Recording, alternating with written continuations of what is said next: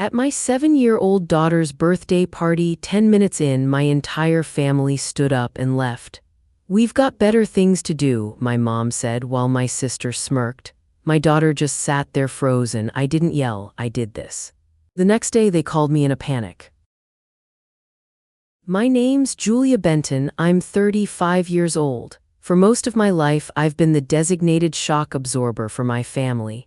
My husband, David, and I built our marketing firm from nothing, just a shared laptop in a tiny apartment and a belief we could do better. We worked nights, weekends, and holidays, fueled by cheap coffee and the dream of building something that was ours. Now we have a small, thriving business, a comfortable home, and a life we're proud of. But to my family, though, I'm just the one who married well. They never see the work, the sacrifice, or the risk. They only see the results, the comfortable surface of our lives, and they treat it like a public resource they can benefit from. I have a daughter, Sophie, who is my whole world, and she's about to turn 7. There's a silent rule in my family: my success is their communal property. My wins are their spending money. I carry 2 phones in my head. One for my actual life with its real joys and stresses, and one for their endless expectations. The second one is always ringing. The family ledger is painfully simple: I give, they take. It's an unspoken agreement I was born into and never had the courage to question. It started small, the way these things always do. I'd be out to dinner with my parents and Dad would make a big show of reaching for his back pocket, a look of comical surprise on his face. "Oh, would you look at that," he'd say with a shrug. I seemed to have forgotten my wallet.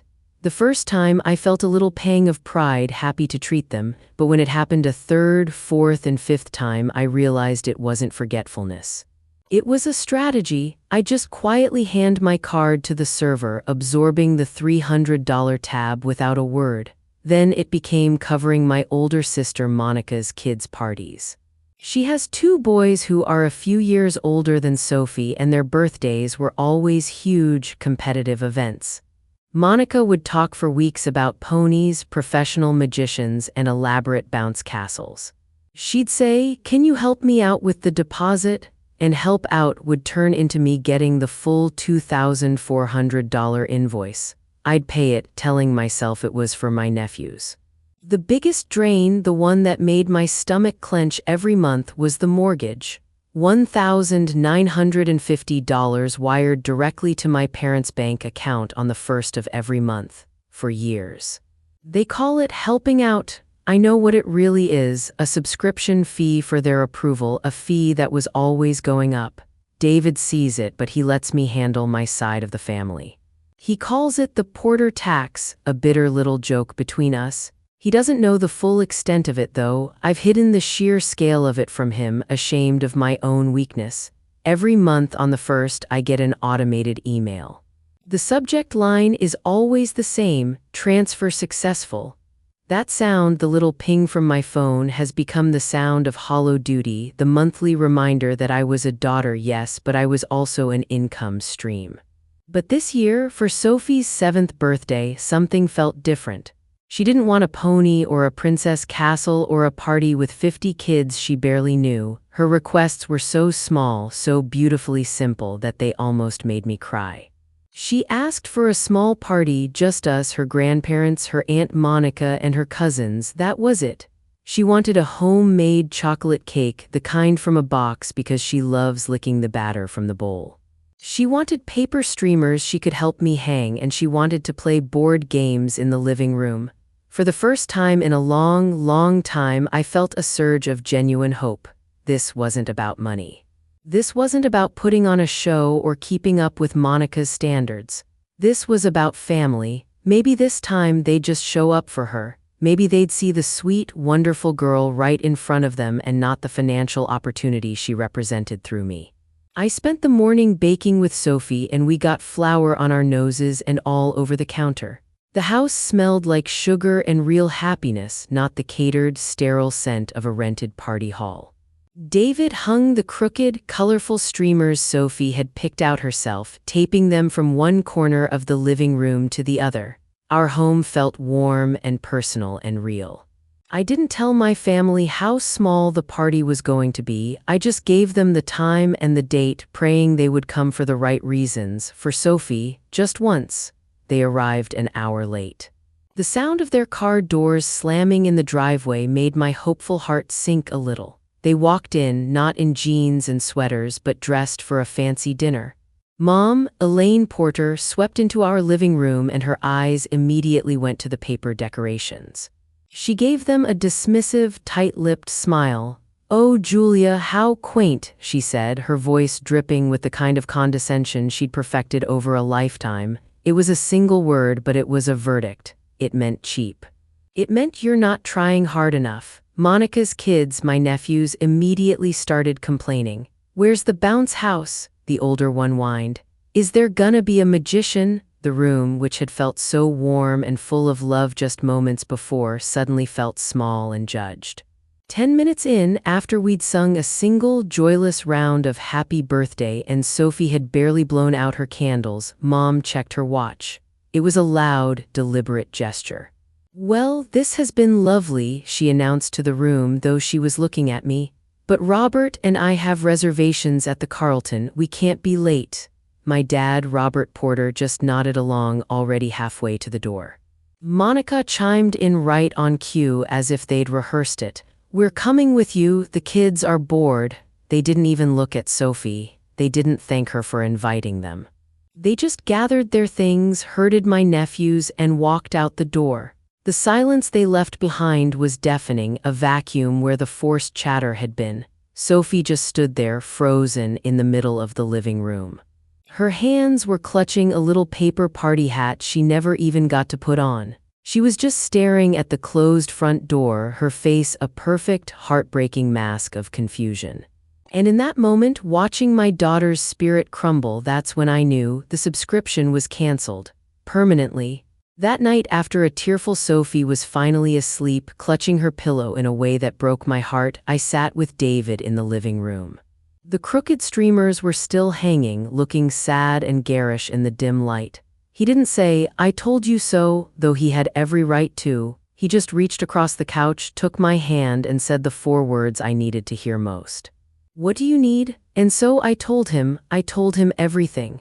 Not just the mortgage, but the vacations I'd funded, the shopping sprees Monica put on my card, the endless, casual withdrawals from what they treated as our joint family account. I admitted out loud for the first time that I'd been paying for a version of my family that didn't exist, a fantasy where their love and approval were just one more transaction away. The cost wasn't just financial. I saw that so clearly now. It was the constant, low-grade anxiety, the knot in my stomach every time my phone rang with their name, the feeling of being an automated teller machine, not a daughter or a sister.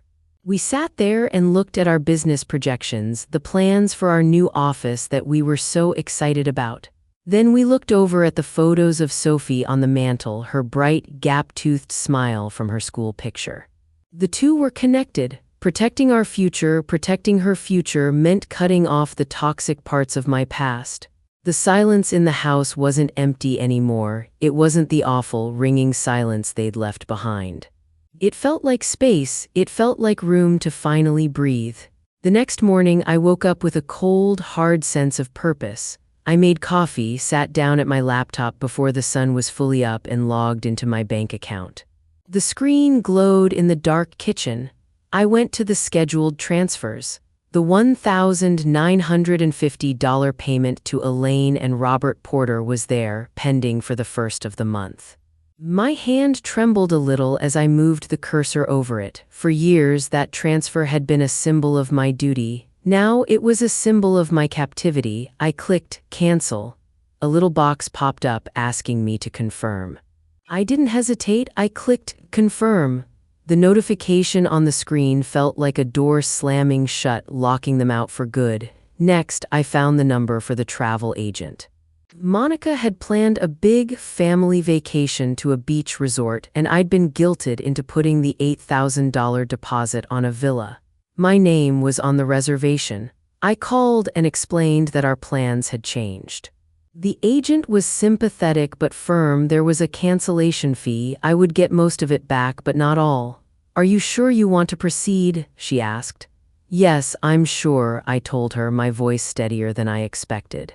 After I hung up, I went through my digital wallet, systematically removing my saved credit cards from all the online stores they used.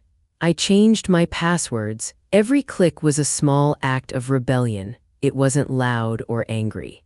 It was quiet, deliberate, and final. It was the end of an era. It took less than 24 hours. My phone rang the next afternoon. The screen lit up with a picture of my mom. My heart hammered against my ribs, a conditioned response to years of her calls meaning she needed something. Her voice, when I answered, was light, almost breezy. "Julia, darling," she began, "I think there's some sort of issue with the bank. The mortgage money didn't come through this morning. There was no, 'How are you?' No, 'How's Sophie holding up?' Just a direct line to the money, of course." I took a slow breath, keeping my own voice level and calm. "There's no issue with the bank, Mom." A pause. I could almost hear the gears turning in her head, the confusion turning into irritation. Then her voice turned sharp, the sweetness gone. "What is that supposed to mean? Did you forget to send it?" In the background, I could hear Dad muttering something, his voice a low grumble. I was certain I was on speakerphone with Monica, my sister, probably listening in as well, waiting for me to fold like I always did. This was the test. This was the moment where the old me would have apologized, made an excuse, and promised to fix it immediately. But the old me was gone. She died in the silence of my living room, watching my daughter stare at a closed door. I took a deep breath, picturing Sophie's heartbroken face. It was all the fuel I needed. "I didn't forget," I said, my voice clear and even. "I canceled it." The silence on the other end of the line was heavy, thick with disbelief that slowly curdled into pure fury. I could practically feel the heat of it through the phone. "You what?" Mom's voice was a shriek. "After everything we've done for you, after all the sacrifices I made, this is how you repay us?" Then, before I could even respond, Monica's angry shout broke through, confirming she was right there. "And the villa? The travel agent called me. You canceled the whole trip, Julia. What is wrong with you?" They started talking over each other then, a chaotic barrage of guilt and accusations and demands. They listed everything they'd ever done for me, every imagined slight, every dollar they felt entitled to. It was a well-rehearsed performance, and for the first time, I wasn't their captive audience. I let them finish, letting their anger exhaust itself until they paused, waiting for my defense, my apology, my surrender. When they finally stopped for a breath, I said one simple sentence. "You walked out on Sophie." Then I hung up. I opened my phone's contacts, found their numbers: Mom, Dad, Monica, and I blocked them all. Blocked numbers didn't stop them. The emails started next, a digital siege on my inbox. The subject lines were precision engineered to wound. "What would your grandmother think of you now? And you are tearing this family apart." Mom's emails were the most elaborate. They were long, rambling essays about her sacrifices as a mother, detailing every dollar she ever spent on my childhood as if she were invoicing me for my own upbringing. Dad's were short and sharp, blunt instruments of disapproval, accusing me of disrespecting them, and his favorite accusation of being controlled by David. Monica's were somehow the worst. They were dripping with venom and jealousy, accusing me of trying to punish her children for my own unhappiness and being jealous of her life, a life I was apparently no longer willing to bankroll. When the emails went unanswered, they sent messages through cousins, through old family friends who had no idea what was really going on. The narrative they were spinning was always the same: Julia has become selfish and cruel overnight. I created a new folder in my email account, named it Receipts, and I moved every single message into it unread. Their goal was so transparent it was almost pathetic. To create so much noise, so much shame that I would cave just to make it all stop. But the noise was just proof I'd made the right decision. They weren't fighting for me, they were fighting for my bank account. And their words, which used to cut me to the bone, now felt like flimsy, harmless ammunition. Sophie was still quiet. I'd catch her looking at the front door sometimes, as if she was expecting it to reopen and for a different scene to play out. I knew I couldn't erase what had happened, but I was determined to overwrite it with something better. One afternoon, I sat down with her on the floor of her room and asked, "What if we had another party, a do-over? But this time, we only invite your best friends from school, the ones who make you laugh really hard." Her eyes, which had been so sad and listless, lit up. It was a tiny spark, but it was there, the first real spark of joy I'd seen in days. We made new invitations together, covering them in glitter and dinosaur stickers. It was messy and fun. My neighbor, Maya Brooks, whose daughter was in Sophie's class, saw me in the driveway and I must have looked exhausted. She offered to help. "Let's make it an epic scavenger hunt," she suggested, her smile warm and genuine. "The kids will go nuts." Maya didn't ask what had happened with our family. She just saw a little girl who needed a happy memory and a mom who was trying her best. Planning this second party felt completely different. There was no pressure, no performance. It was rooted in pure joy, not obligation. It was for Sophie and only for Sophie. There was no one to impress, no approval to be won. The focus finally shifted from everything that we had lost to everything we could build. The day of the do-over party, our house was filled with the most wonderful kind of chaos. A pack of 7-year-olds, high on sugar and excitement, tore through our home. There were no fancy, rented decorations, just the same crooked streamers Sophie and I had hung, now supplemented with a dozen colorful balloons that were currently being used as weapons in an impromptu battle. Maya, a natural-born camp counselor, led a scavenger hunt that had the kids scrambling through every room, screaming with absolute delight as they found each clue. Instead of a custom-ordered, 3-tiered cake, we had a tray of store-bought cupcakes that the kids got to decorate themselves with mountains of sprinkles, frosting, and gummy worms. It was a sticky, glorious mess. I stood in the corner of the kitchen just watching Sophie. She was in the middle of it all, her face smeared with blue frosting, laughing so hard she was practically doubled over. This was it. This was the sound that was supposed to fill our home on her birthday. She didn't need a spectacle. She needed friends. She needed to feel celebrated for who she was, not as a prop in a perfect family photo. At the end of the day, as the parents started arriving for pickup, a little girl with bright red glasses gave Sophie a handmade friendship bracelet, woven from colorful embroidery thread. Sophie clutched it in her hand for the rest of the night, even after all her other presents were put away. That simple, knotted piece of thread was worth more than every single dollar I'd ever spent trying to buy my family's love.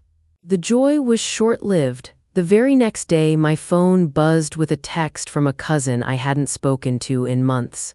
"Hey, just heard you're having some money problems," the message read.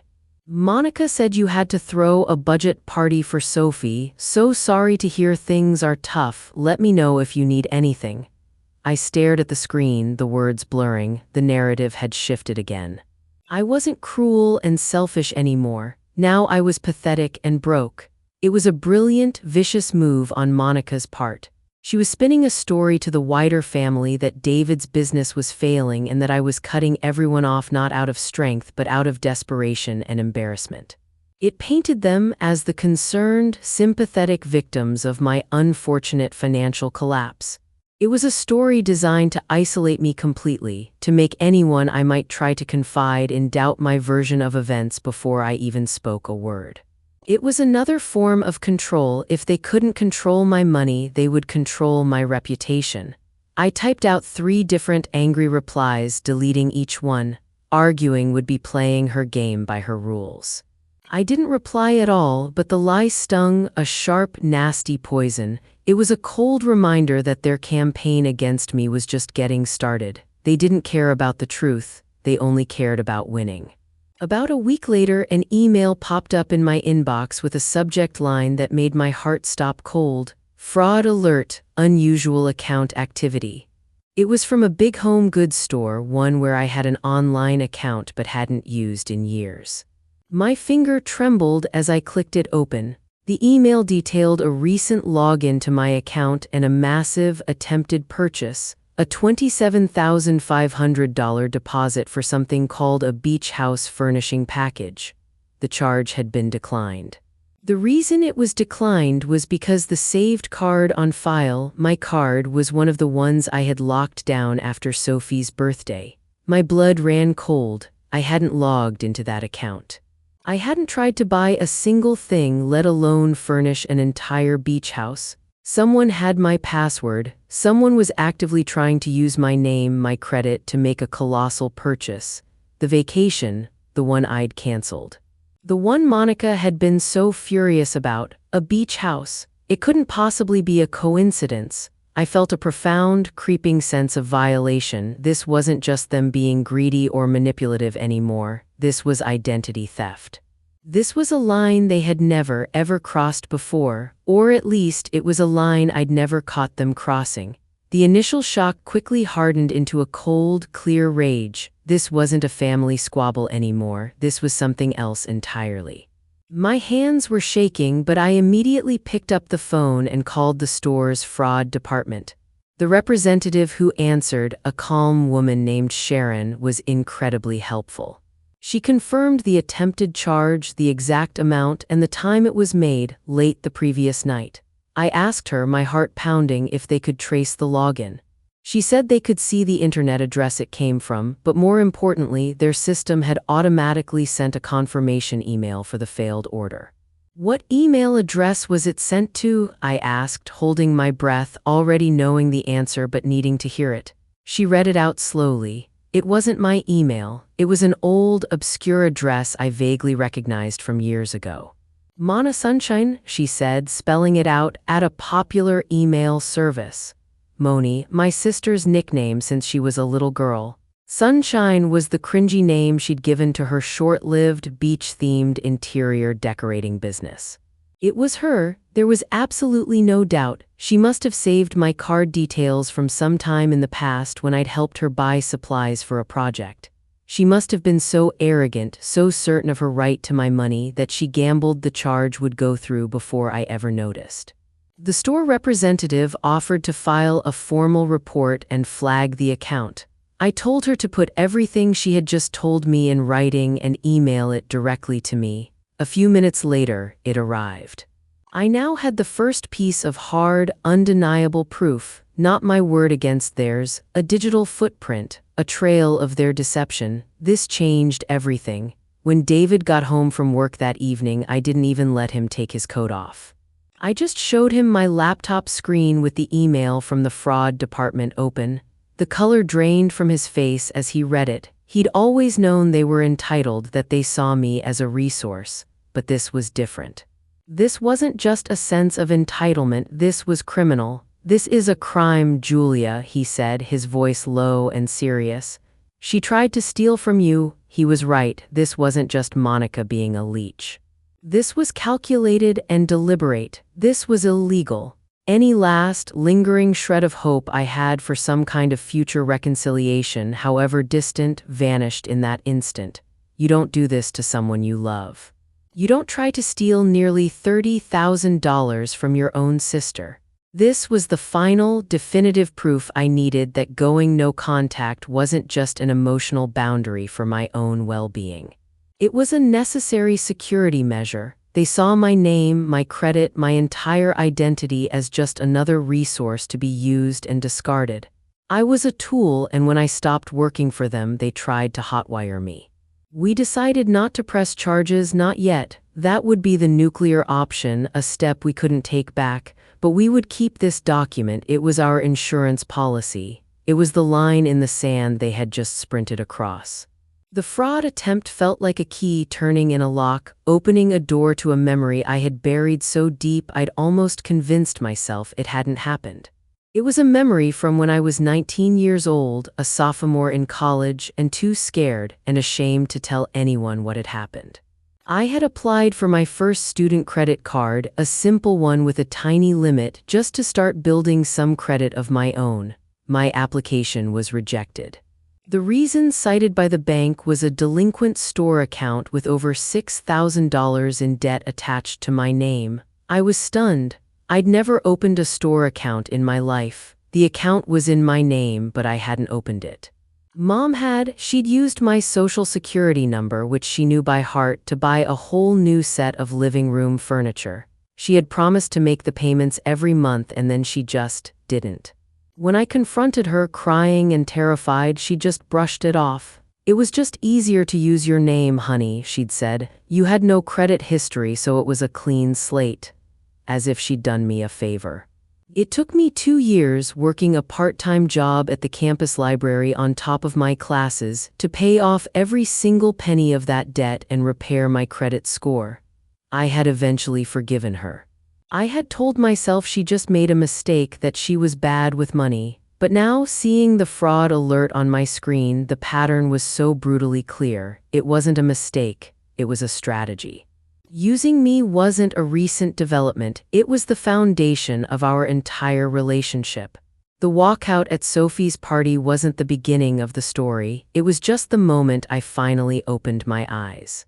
That night, sitting on the couch with David, the weight of that old secret combined with the fresh betrayal became too much to carry alone.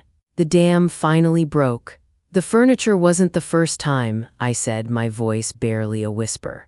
I finally told him the story I had never told another soul, not even him. The story of the store card at 19.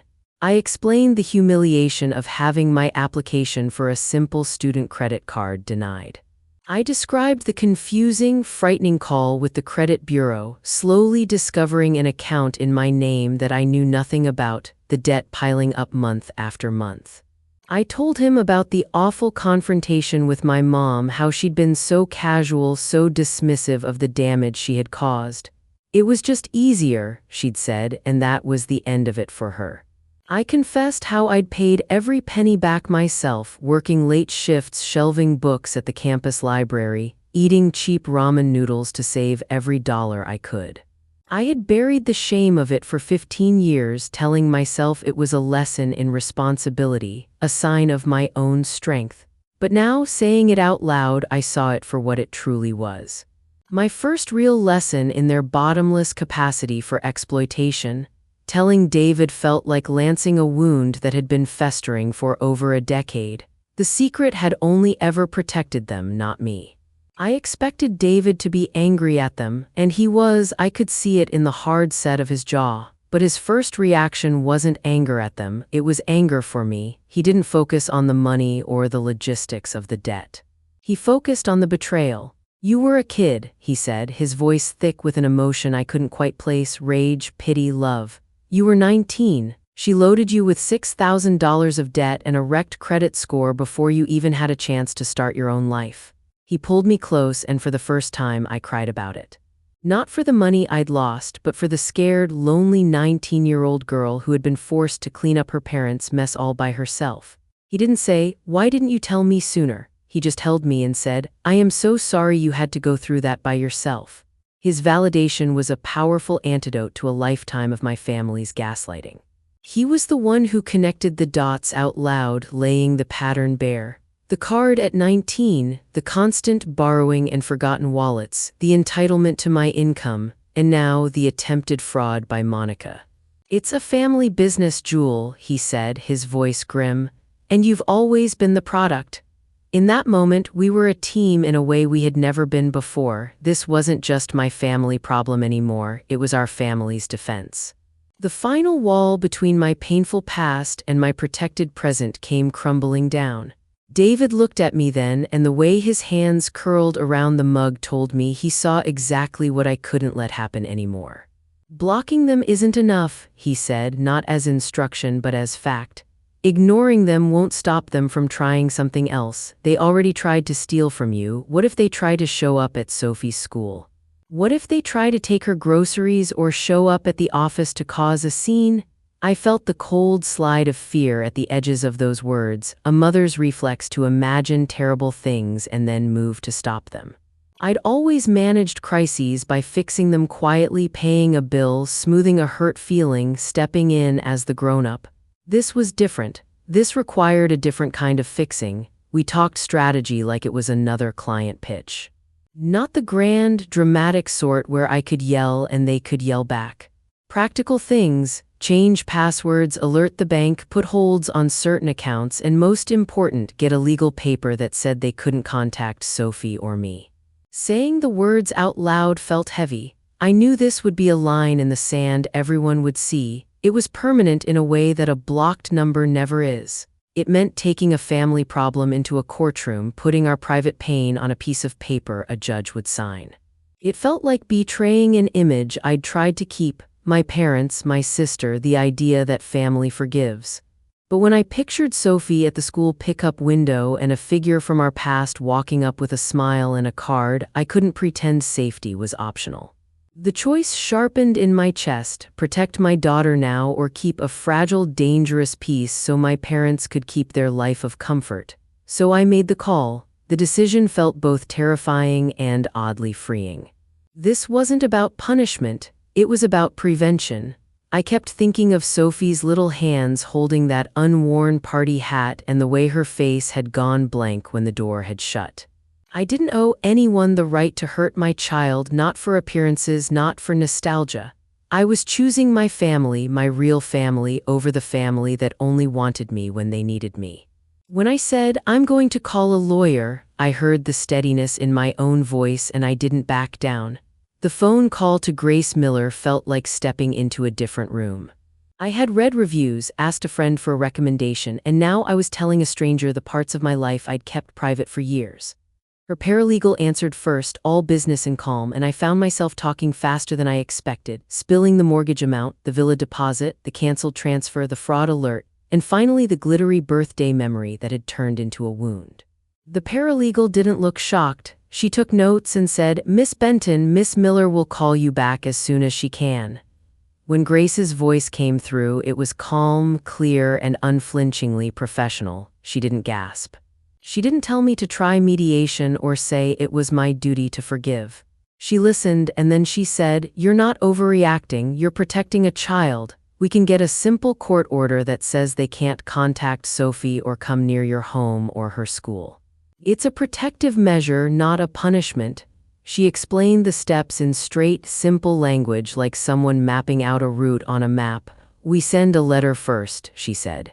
"If that doesn't work, we file the order." No complicated legal terms, just a clear ladder of options. Her calm made the decision feel less like a cliff and more like a necessary bridge. She asked about evidence and I told her about the fraud email and the canceled transfers and Sophie's party. "Good," she said. "Bring those, we'll draft a letter that tells them to stop contacting you. If they cross that line, we move forward." The plan felt practical and immediate. It didn't promise perfect relief, but it promised boundaries enforced by someone other than me. It promised a buffer between my daughter and the people who'd already tried to hurt her. I left that call with a list of things to gather and a quiet sense that we weren't just defending, we were building a wall. A few days after I had signed the initial papers and Grace had promised to draft the letter, the mail came and knocked the breath out of me. Tucked between a credit card statement and an advertisement for a neighborhood dentist was a thick, glittery envelope in my mother's looping script. The front read, "Our Princess Sophie Benton," in a handwriting I could pick from a crowd. Even before I opened it, my skin went tight. Glitter is Mom's signature. She uses it like a veneer sparkle to cover the scratch. I had learned to hate the way that cardstock shimmered because it usually wrapped some jab in sugar. I slipped it into the closet at first because I couldn't right then handle the thought of Sophie asking to see a card from Grandma, but the card's presence nagged at me like a splinter. When I finally slid it open in my office, the glitter caught the lamp light and dusted my desk in tiny, harsh stars. It fell into the keyboard and between the pages of the notebook where I kept receipts. At first the card looked harmless, a cartoon unicorn, pastel colors, soft calligraphy, like something a department store would sell with a million other bland, sentimental cards. But I've learned to read between the sugar and the lines. The printed message said something generic, "Thinking of you, dear." Then Mom's handwriting, the one that would circle words in my childhood homework and underline phrases in my letters, bent into a different shape altogether. She had written directly to Sophie in the kind of voice that tried to be gentle and then slipped into accusation. Dearest Sophie, we are so very sorry your mommy was upset and ruined your birthday. We miss you so much and hope your mommy will learn to be kind again soon. We love you more than anything. My stomach dropped. They weren't just reaching out to me, they were trying to rewrite the story in Sophie's head to put the blame for her grief on me. The glitter had never seemed so wicked. I stood there with the card in my hand, the glitter like a slow-growing bruise on the desk, and felt every instinct roaring to do something loud, post the letter publicly, call mom and tell her off, have a scene that would prove to everyone what a coward she was. Instead, I felt a fierceness steadier than anger. This was not a note seeking reconciliation. It was a manipulative little bomb meant to get under a child's skin. I slid the card into a folder labeled evidence and locked it in the top drawer of my file cabinet. I texted Grace a photo and told her what it said. Her reply was immediate. Keep it, don't engage with them, we'll include this in the packet. The glitter still fell off in my hand and I wiped it onto the side of my jeans like a scar. That same night, while I sat trying to wash the brittle sparkle off my fingertips, my phone buzzed with a different kind of hurt. Monica had posted on social media, the kind of post designed to be seen by friends, neighbors, and anyone who'd once attended one of her children's over-the-top parties. The photo was a selfie, Monica smiling, hair perfect, 2 kids in matching outfits beside her, all of them posturing for a picture meant to say, "Look how perfect my life is." The caption was a slow, deliberate cut. So sad when family ties break, some people would rather punish than forgive. Our kids miss out because of pride, family first blessed. She didn't name me, but she didn't need to. Her friends flooded the comments with sympathy, "You're such a good mom," and "It's so sad when pride gets in the way," and the one that always stung, "Hope this all gets resolved soon." It was performative grief, crafted to make viewers choose a side without hearing mine. I felt my jaw go tight and a hot pulse of outrage in my chest. I wanted to answer.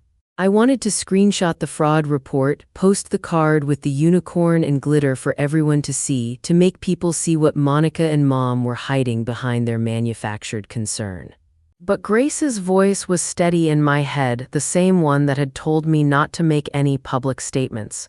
"Don't engage," she'd said plainly. "Anything you post can be used against you. Let us handle it professionally." It was infuriating. It was also smart. I put my phone face down and left it. I brewed tea instead and stared out at the porch where Sophie's tricycle leaned against the railing. The world was noisy and cruel and sometimes loudly unfair, but there was a smarter way through this, one that kept our priorities clear and Sophie safe. I let Monica have the public sympathy.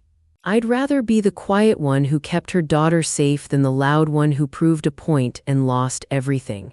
The letter to Sophie had been the last straw. I couldn't let them slip back into my daughter's life with pretty paper and sweet words that hid sharp edges. The next morning, I walked into Sophie's school with the card folded in my pocket like evidence. The parking lot smelled like crushed leaves and gasoline. My palms felt slick when I pushed open the front door. I told myself I wasn't doing this to escalate things, I was doing it to keep a small 7-year-old safe. Principal Laura Scott met me in her bright, plant-filled office. She had the kind of voice that put you at ease even when you were shaking inside. I sat across from her and laid everything out simply. "There is a difficult family situation," I said, keeping my voice low so it sounded calm even though my heart was racing. "For safety reasons, my daughter's grandparents and aunt are not permitted to have contact with her." I didn't read the letter to her. I didn't need to. I told her I'd blocked their phones, that I had evidence of harassment, and that a lawyer was preparing a formal notice. Laura listened and asked practical questions: names, photos, whether anyone had keys to our house, and whether they were allowed on the pickup list. I handed her a small packet. Pictures of Mom, Dad, and Monica, their license plates when I had them, and a copy of the glittery card. "If they show up on campus," I said, "please call me and then call the police." The words felt almost foreign leaving my mouth, like I was asking a school to be both my child's refuge and my guard. She nodded, folding the card into a drawer and sliding it back to me. "We'll brief the staff," she said. No one's allowed to release Sophie to anyone who's not on the approved list. We'll have the front desk call you immediately if anyone asks. We'll also tell the teachers to keep an eye out at dismissal. The relief that rolled through me was physical, the way the knot in my chest unknotted a little. Laura's professionalism turned a jagged panic into a plan. Walking out of the school felt both terrible and empowering. The hallway smelled like crayons and disinfectant.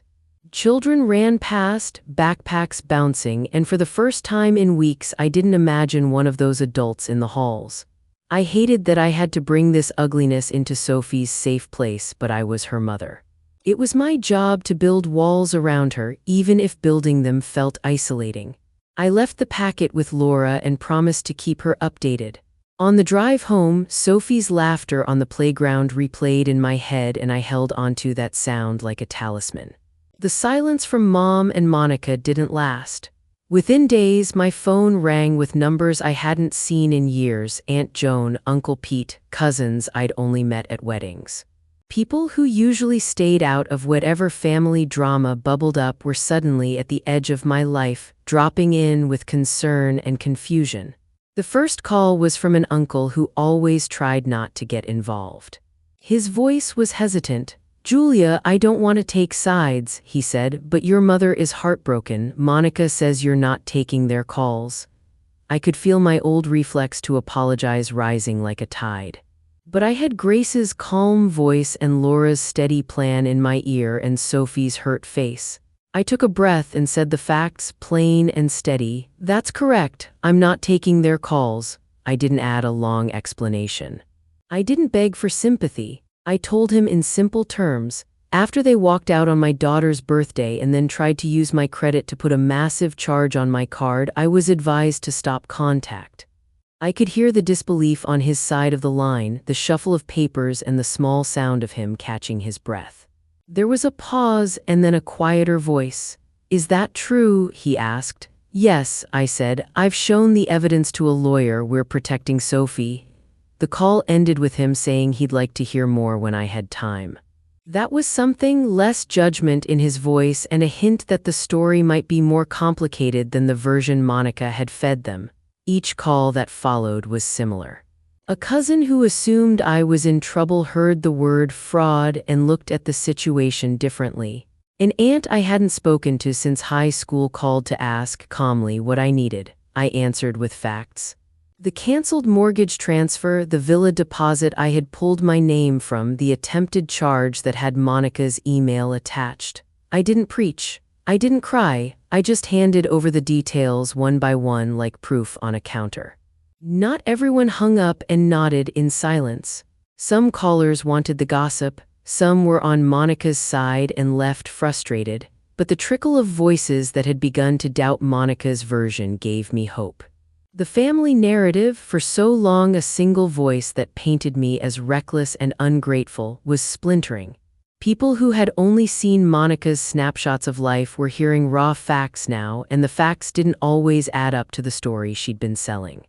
Aunt Diane was the person I'd hoped might listen differently. She'd always been the quiet one at family gatherings, more likely to bring a casserole than a hot take. When she called, I felt something like calm settle over me. She didn't start with accusations. Instead, she asked, "Julia, can you tell me exactly what happened?" It felt like permission. I trusted her, so I took a step I hadn't taken with others. "Aunt Diane, I'm going to email you a few things," I said. "You can make your own judgment." Then I attached 3 items: a screenshot of the monthly $1,950 transfer that I'd canceled, a copy of the fraud alert email with Monica's Monasunshine account visible in the header, and a photo of the handwritten letter to Sophie with the unicorn and glitter.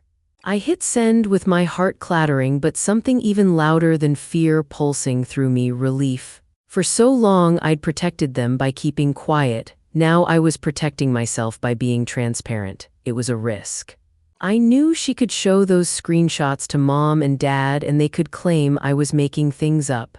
But I'd learned that the only reliable counter to a story built on half-truths is a set of receipts. I didn't add a long note. I let the documents speak. They were not gossip, they were the raw, inconvenient truth. 2 hours later, my phone buzzed. It was Aunt Diane. Her voice on the line was different, soft, and almost choked. "Oh, Julia," she said, and I could hear her breathing like someone who'd been running. "I had no idea." She told me she'd read everything and that what she'd seen made her sick on the inside. The letter to Sophie had hit her hard. "You did the right thing," she said, voice steadying. "You protect your baby. That card, that was cruel." She confessed that Mom had called her last week, crying and talking about money, and had said we'd cut them off for no reason. Hearing that put a terrible little picture in my head, Mom in the role she always liked best, the injured martyr. Diane told me she'd seen Mom and Monica out at a restaurant a few nights ago. She'd watched from across the room as Monica complained about canceled plans and Mom told her they had to scale back. Aunt Diane's understanding was more than sympathy. It was a small crack in the wall their stories had built. She promised to pick up the phone if any of my parents called her asking for money or pity. "I won't take sides blindly," she said, "but I will stand with you if I see them being cruel." To hear that from someone inside the family felt like being given a small, private victory. It didn't erase the hurt, but it made the world less lonely. Then the call came from Diane again with something I hadn't expected. She was talking quietly, like she was describing a scene she still couldn't quite believe. She'd been out for dinner with friends at a popular local spot when Mom and Monica walked in. They sat nearby. Diane said she tried to ignore them, but then she heard Monica's voice rise. Monica was angry about yet another canceled vacation. Mom snapped back, the words sharp and small, "You wasted Julia's money for years." Monica flared, then started yelling about entitlement and how Mom had always pushed her to spend. Their argument escalated and Diane said the room went quiet.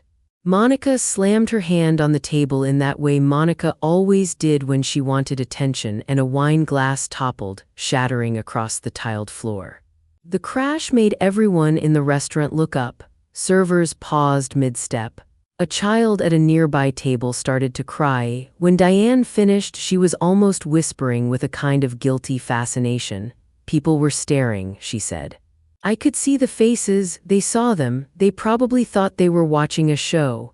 The image lodged in my chest, Mom and Monica undone in public, their practiced performance collapsing into rawness. Without my money lubricating their lives, the gears were grinding, friction exposed. It was oddly vindicating to picture them so exposed, even though I felt no joy in their humiliation. I felt pity and then a deep, steady relief. The perfect family image they'd worn like armor was sloughing off in front of strangers. My silence and the receipts had started a chain reaction that didn't need me to stoke it. Their private mess was turning public, and people who'd once nodded along to Monica's version were finally seeing the other side. Hearing about the restaurant fight didn't make my heart lighter. It made the consequences of my decision real in a way that was both terrifying and necessary. Families are complicated. People change, and sometimes they resist being shown in an ugly light, but there was a strange poetry to it. Without the monthly check, without the free rides, the family had to face their choices. I didn't celebrate their fall. I simply watched it, like watching a tree finally fall on its own after being weakened for years. The sound of the glass shattering in Diane's voice echoed in my head for hours, a punctuation mark on the end of a chapter. It was proof that my choice had meaning beyond me. It had rippled outward. In the days that followed, the calls kept coming, but with different tones. People I'd barely known reached out with quiet concern. A distant cousin I'd once babysat for left a message to say she'd always liked me and that she hoped I was okay. The restaurant story spread, whispered at church and over coffee, and for once Monica's glossy posts about family love didn't drown out the truth. The world outside our kitchen felt less hostile, or at least less gullible. Inside our house, Sophie started sleeping more soundly. She still asked now and then about Grandma, but she also came to the table and told stories about a classmate's new puppy or a science project that had exploded glitter all over the classroom. Those small things were the real evidence that what I was doing mattered. I kept Aunt Diane's number on speed dial. She called sometimes with updates. Someone at her knitting group had seen Monica at the grocery store looking frazzled. A neighbor had mentioned Mom moving boxes into a smaller apartment. She never gossiped, she just offered small facts like a weather report about my old life. I listened and felt the strange mix of sadness and relief settle in. My parents and my sister were not the same people I'd thought they were. They were human and flawed and now painfully visible. I was not the one to fix them anymore. I was the one who had finally decided to keep my daughter safe. Through it all, I kept returning to small, ordinary things. The sound of Sophie's feet running down the hallway, the way she put her head on my shoulder while we watched a silly show, the frayed friendship bracelet that never left her wrist. Those were my proof that this had been the right road. The family implosion played out in private messages and whispered conversations at dinner, but at home we rebuilt our quiet, honest life. It wasn't dramatic. It wasn't the kind of revenge that burns everything to the ground. It was calmer and, in the end, far more satisfying. I had taken away the free rides, and in doing so I'd given my daughter something that couldn't be bought. A life where she mattered more than a bill. The family drama wasn't staying in the kitchen. It kept leaking into every corner of my life, and the worst place it could leak into was our work. David called me after a meeting with our main investor, his voice tight enough to cut through the phone. "They're hearing things," he said. "Someone mentioned a family dispute. He's nervous about us taking on more." I felt the words like a cold hand on my chest. We were about to sign the lease for the second office, the place that would let us hire a designer, buy a new printer, and finally grow past the cramped conference table in our house. It was a $120,000 step forward. It was the thing we'd been pitching and late-night dreaming about for years. The investor's hesitation was maddening because it came from gossip, Monica's posts, a cousin's text, a barista who overheard someone at the farmer's market. People in our small city talk. Monica knows people, she knows which buttons to push, which stories will spread. The idea that our future could be derailed because my sister wanted everyone to think I was a monster was almost laughable if it weren't so terrifying. David tried to smooth it over, taking extra meetings, doing more presentations, answering questions about stability and leadership. He was calm on the phone, the same grounded man who could untangle any client's web. But when I watched him pace in the kitchen, rubbing his forehead, I saw the cost of my decision in his furrowed brow. The expansion might still happen, but now it felt like tightrope walking without a net. The fear settled in like a stone. Would I be the one to blow everything up? The thought of losing what we'd built because I wouldn't give in felt like betrayal of myself and of our hard work. I wanted to protect Sophie, but I also wanted to protect the business that kept her in dance class and paid for her dentist. Those two wants felt like ropes pulling me in opposite directions. I sat at the kitchen table with a mug of coffee gone cold and opened the spreadsheet David had printed. Numbers marched across the page like soldiers.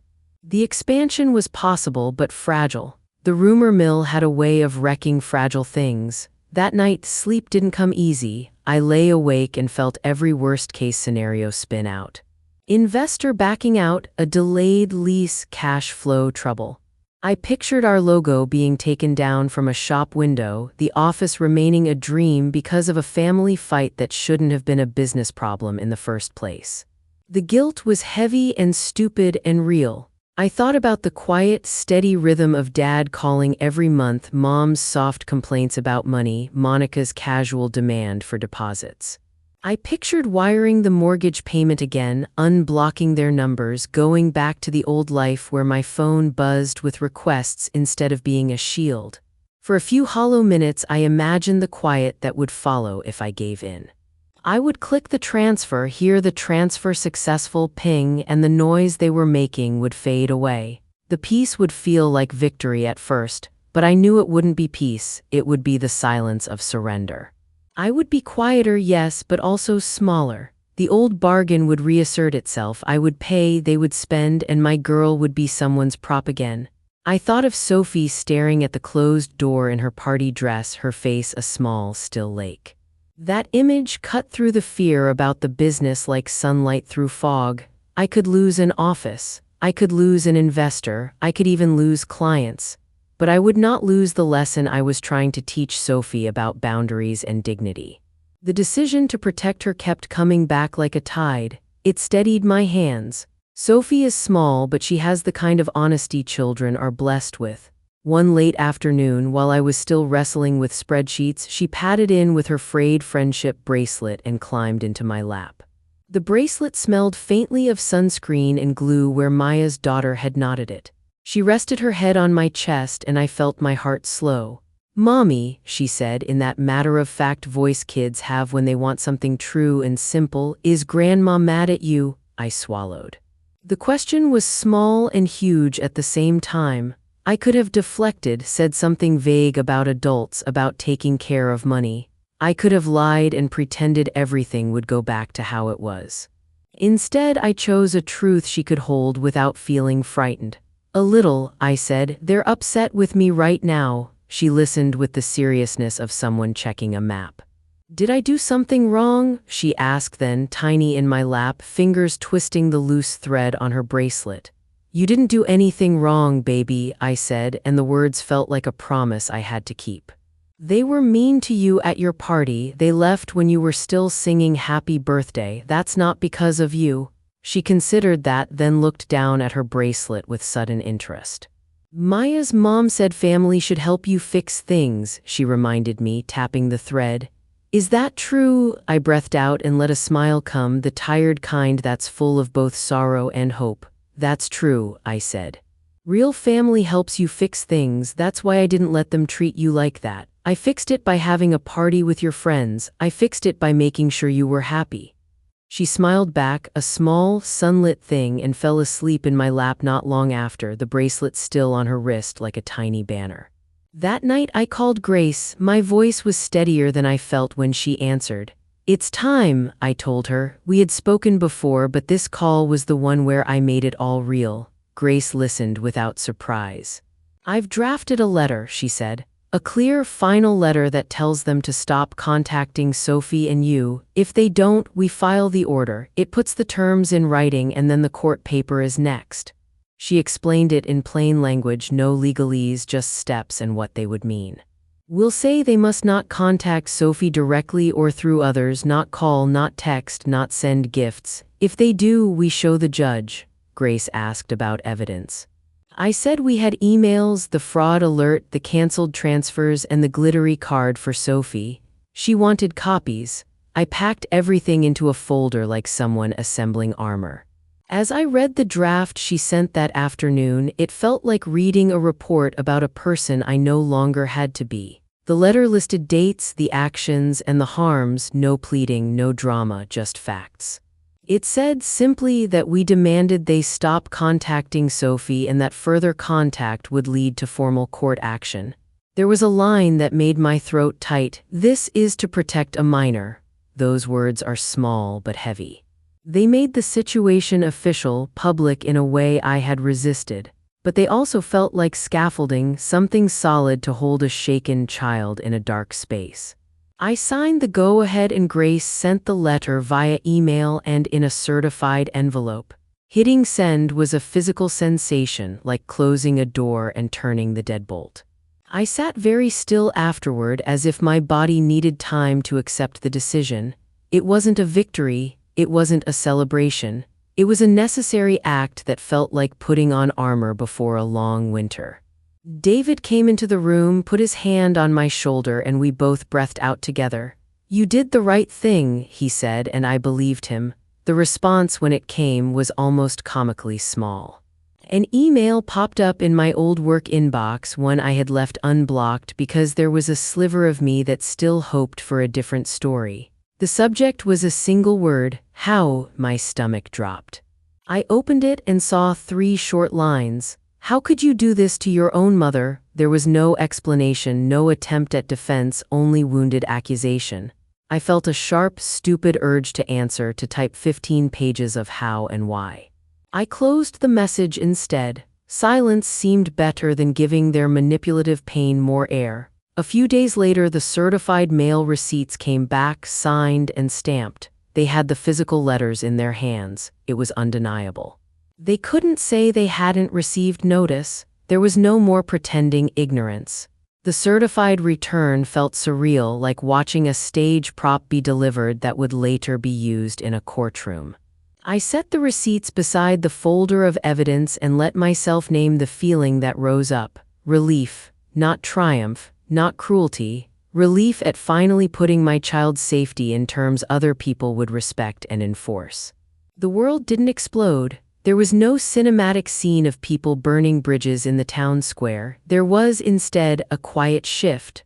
Phone calls from Mom and Monica stopped ringing my line, texts from cousins slowed. There was a new kind of silence in the house, one that didn't make my chest ache. It felt like a locked door that actually kept things out. The court filing would come the next day, another formal step, but right now, with the letter sent and the receipts on the table, I could imagine Sophie sleeping through the night without that small, crumpled fear at the edge of her dreams.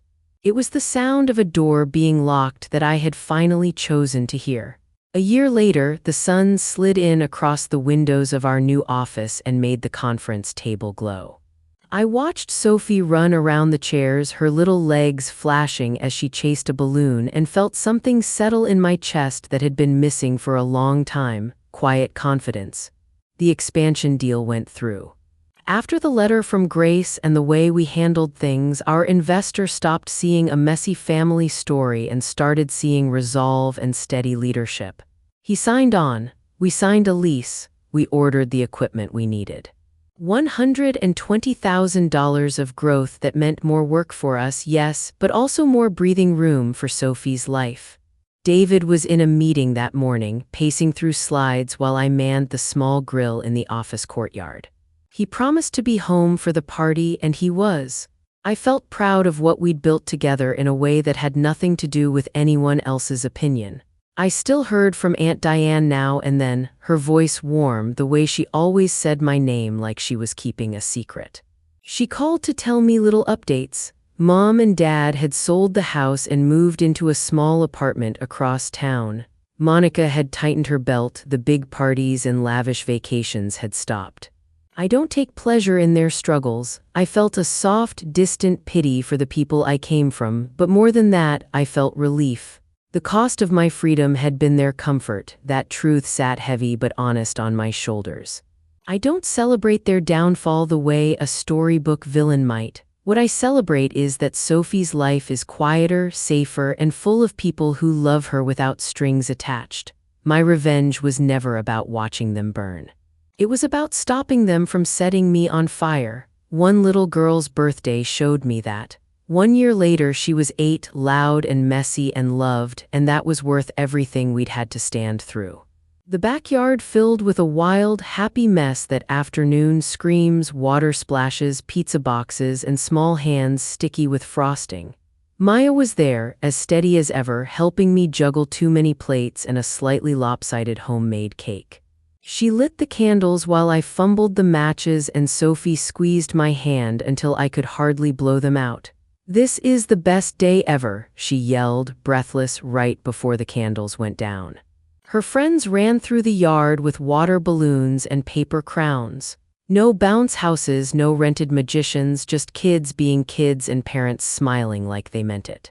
After the cake, Sophie ran up to me and hugged my waist so tight I could feel her heart beat against my hip. She whispered, "Thanks, Mommy, this is perfect." That was my whole world condensed into 6 words. The business that had once been threatened by rumor and gossip was thriving because we'd protected what mattered at home first. David handled extra client calls and took on more pitches so I could be the anchor here. It cost him time and coffee-fueled nights, but he never once suggested we back down. We did this as a team. Later that night, I tucked Sophie into bed. She was already half asleep, the friendship bracelet looped around her small wrist, faded where it had rubbed against her blanket. Her face relaxed into the kind of sleep that comes when you finally feel safe. I sat by her window for a long time after I turned out the light and watched the street lamps blink on. The night was quiet but full, the good kind of quiet you get after a day that wore you out with joy. I am not a family ATM anymore. I am not a shock absorber for everyone else's choices. I am a fortress, and my daughter is safe inside it. If anything about this story matters, it's that it's possible to put down heavy things you're not meant to carry. If you've ever had to fight for your peace, share your story in the comments. Subscribe for more stories like this, and remember, protecting your family is never a weakness.